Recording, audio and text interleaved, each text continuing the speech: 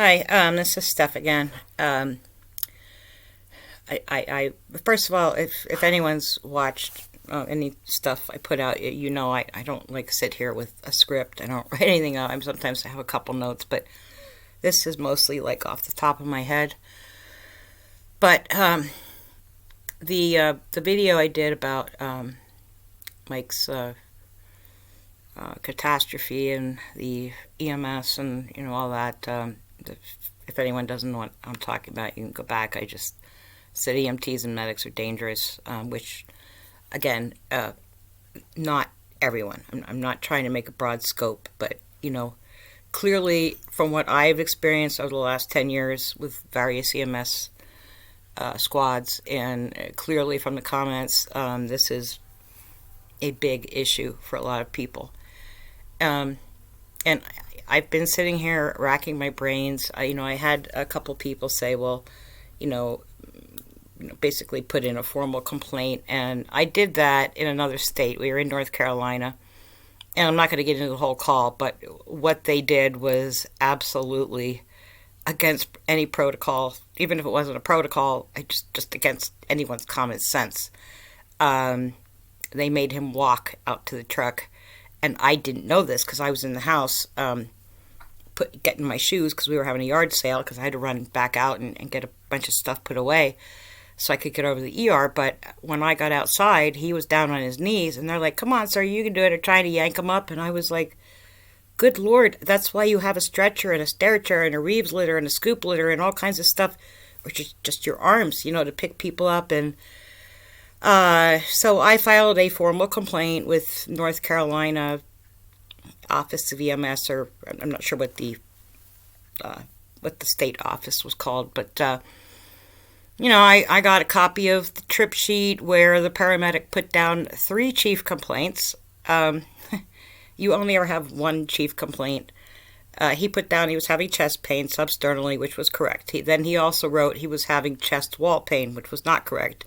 Then he also put down that he was having like abdominal pain or abdominal distress or something to that effect, and that was not correct either. He had voiced no concerns about abdominal pain, nausea, nothing. He was dizzy, and he was hypotensive. His BP was low, and he was having a little bit of burning chest pain.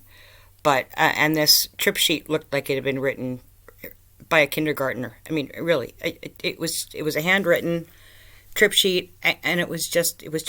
I read this, and I'm like, I cannot believe an adult wrote this trip sheet up. But I went through the complaint process, and I waited, and I received back, one of these standard form letters. I'm sure they have a million of them printed and just sitting there in a stack and just ready to be mailed out to people, which just essentially said there was no breach in protocols. The medic had done absolutely nothing wrong, which I clearly did not agree with. But, when you've gone like to the state level overseer of all their EMS, and that's what you get back, then, where else do you go with it? I mean, I don't even know how you get an audience like with a state legislature, but this is clearly a problem. And in fact, that brings up a good point. I don't know how you get an audience like with a state legislature or even at the federal level. I mean, I've seen people that are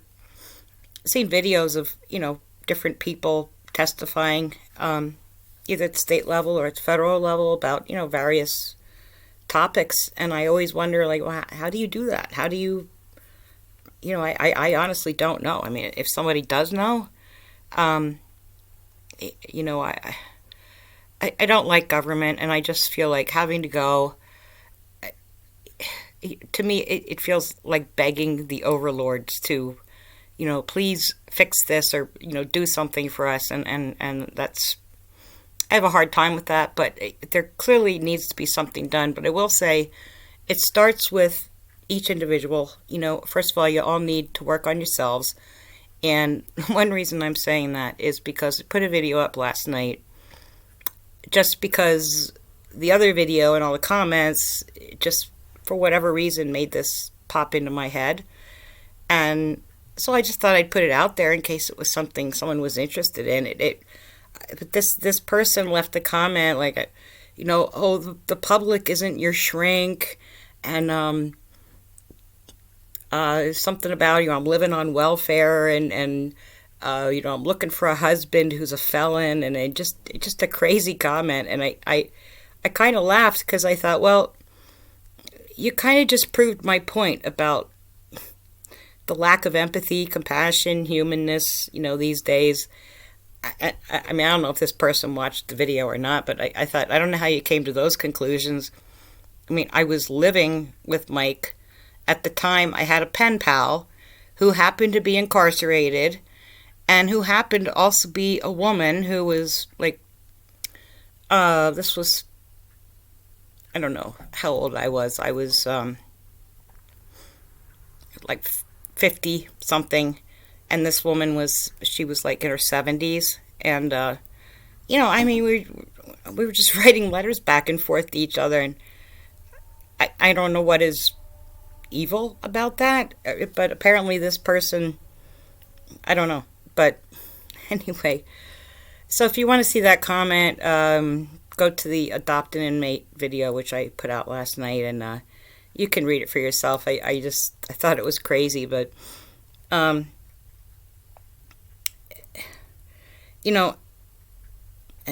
a lot of things just going sideways in our country and in the world, really, in our culture. And somewhere along the line, we lost it. And I firmly believe a lot of it is social media. It's just, go out sometime, if you're sitting in a waiting room, or, I mean, I don't eat fast food, so I don't know, but I would imagine if you go in a fast food place or whatever, people are probably all sitting there eating their fries and staring at their phones. And it's like when I sit in a waiting room, which isn't very often, but I have to go see my hand surgeon occasionally, and I'm like the only one that's not staring at a phone. I'll take a book if I think I'm going to be waiting for a long time. But I struck up a conversation with a guy who was sitting beside me because he wasn't staring at a phone and I wasn't. Everyone else in the waiting room was. So I just said something like, I guess we're the outcasts here because, we're not staring at our phones. And turns out it happened to be the husband of the nurse who brought me back. And anyway, both really nice people. And my hand surgeon is like, you'd never know this guy was a specialist. I mean, he just comes in the room like anybody else. He's really nice. He's really friendly. He's got a good sense of humor. And, I mean, I think competence is the most important thing or aspect of someone you go see. You want them to be competent. But, I mean, it helps when someone comes in the room and they're not acting like, well, here, okay, I'm here, so now you need to shut up and listen to me because I'm the expert, and, you don't know anything about your own body, and yada, yada. And so, again, I'm not saying across the board that everyone who's in the medical field is absolutely horrible, because they're not. But I've been racking my brains. I feel like we need to be proactive. Obviously, self-responsibility is like the first thing. And I have been debating about filing a formal complaint with Pennsylvania's, I think it's Health and Human Services is who oversees EMS. But then I think back to the complaint that I filed in North Carolina, and it's frustrating enough to go through these situations where you are seeing absolute incompetence and indifference, and then it just sort of compounds it when you get these pat letters back just saying, oh, there was nothing wrong, move on. Like I said, it is so hard to get accountability these days for anything. And I'm starting to see videos coming out of just more atrocious behavior. I saw a medic that the patient spit at him, so he turned around and punched him in the face. I've been spit at. Like, it just, that comes with the territory. You're not always going to have the nicest people in the back of your ambulance, but I mean, it doesn't give you the right to kick people or punch them in the head or anything. I mean, you can put a mask on them, and if they spit, it doesn't go any further than the mask, or whatever. But, there were several other videos I've seen where it's just, it's not, it doesn't inspire confidence. But I, I've always been a proactive person. I've always tried to hold people to account if I feel it's necessary. But I am really, really, I'm, as they say, stuck between a rock and a hard place. I honestly don't know what to do. And I'm not asking, advice if I should file a complaint. I mean, that's something I'm going to do on my own. I don't know. It just depends if I'm willing to go through the frustration, because I know what the outcome's going to be. They'll look into it. First of all, I don't have any proof of what happened in this house. I did videotape EMS once before, but all it did was, again, delayed anything because they were more concerned because I was videotaping in my own house. And so they were all focused on trying to block my camera and everything. And it's like, take care of him. Like, I'm in my own house and I can videotape in my own house. And I told them, I said, I'm doing this for accountability purposes. But then people get all huffy, and then all that happens is you distract them away, and they're not doing their jobs. So it's so hard. I mean, it just seems like no matter what you try to do, it backfires in some way. And I'm not one to shrink away from things, but I try to weigh out, like, the pros and cons. Is it worth it to try to go down this road? But I may go ahead and call Health and Human Services for whatever it's worth. But, again, like I said, I don't have any way to prove or disprove their actions or inactions had any bearing on his outcome. But I do know they were here far too long. I mean, the only thing the medic did was she did a 12-lead EKG. She asked him if he could chew up some baby aspirin, and I don't recall whether he did or not. I think he was very nauseous, and I think he declined. She put a line in him, and she took a BP. That is the only treatment that was rendered in this house. And that should have taken, to do that and get him on a stretcher, really shouldn't have taken any more than about maybe 10 or so minutes. And they should have been loading him and getting on their way. And I honestly don't know how long they were in this house, but I know my neighbor that walked over that night, she said they were in there for quite some time. And I said, well, I know they were in way too long. I just, I wasn't timing it. But so that's a problem. You don't have proof. It's one of those he said, she said, it's your word against theirs. And because they're the authority figures or they're the professionals, typically, they're going to side with them. That's just the way it is. But I'm, like I said, I've been kind of an activist in different things, and I can tell you it generally gets you nowhere unless you have numbers. If you're just a lone activist, you just get labeled a PIA, and no one wants to deal with you. It's like, oh no, here comes that woman again. But I don't know. I mean, a petition, or begging in front of Congress or the state legislature, I don't have the answers. So that's why I'm putting this out, is because if anybody does have an idea, I don't know how to change the world. I do know we need to change our society back to where we actually interact in person, where we get to know our neighbors and our communities and maybe get involved in some way, whether it's, volunteering or, what have you. Too many people, and I know they're addicted, but too many people staring in their phones all day, and like that's just what they do. And I've had people come over to my house and they start looking at their phone. Next thing you know, they're just sitting here, they're so engrossed in their phone. I'm thinking, well, why are you even at our house? Because you're clearly not visiting. You're texting, or you're watching videos, or you're just distracted, and you can go home and do that. But I'm the type of person who likes to at least try to resolve issues. But this is a big issue, and I don't know. I mean, it's not like someone flipped a switch and overnight people just became callous and indifferent and incompetent. But again, like I said, I'm one person. I don't have all the answers. I'm just reaching out. Maybe we could brainstorm a little bit. And I mean, I would love to start my own ambulance service and try to compete with these people.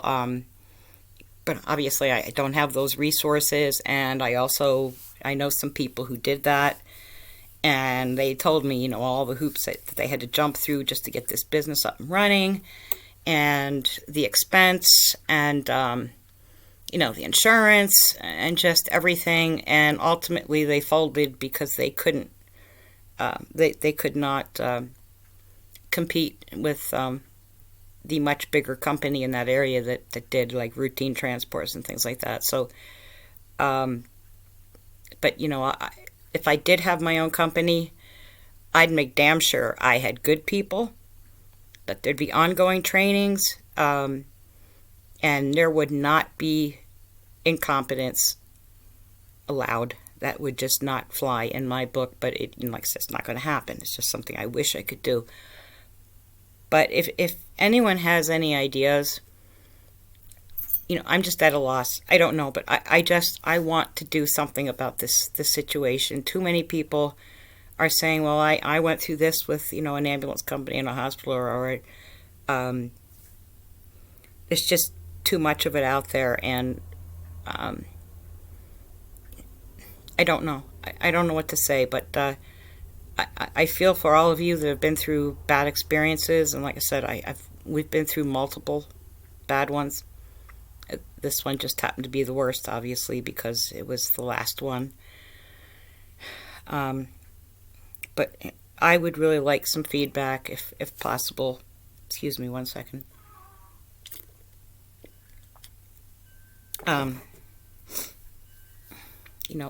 Maybe there is a way. If someone knows like how you can get in, talk to your state legislature at least. See, I can't go to the county because this is a private company. So, and I'm not sure about like licensing and all that. I know it does go through. Well, actually, I'm not sure. I'm not sure how that all works. I was never involved in the licensing process, so I don't know if that's the county, state. I don't know how all that works, but anyway, this went longer than I wanted to make this about 10 minutes. I'm sorry. I ramble on because I things pop into my head, and like I said, none of this is scripted. It's just I just off the top of my head, I just talk about stuff. But so any ideas would be appreciated, and no one's gonna. Superman's not out there, or Batman, or whoever your favorite superhero is. They're just. No one's coming to save us and rescue us. We have to take things back. We have to take back our society. We have to find that connection again with people. And I mean, physical, real connections, not over a screen. I mean, this is great. I love the internet. But there is so much that needs to be fixed. And and I'm not a collectivist, but I'm just saying we collectively, as a society, have to be the ones to do it.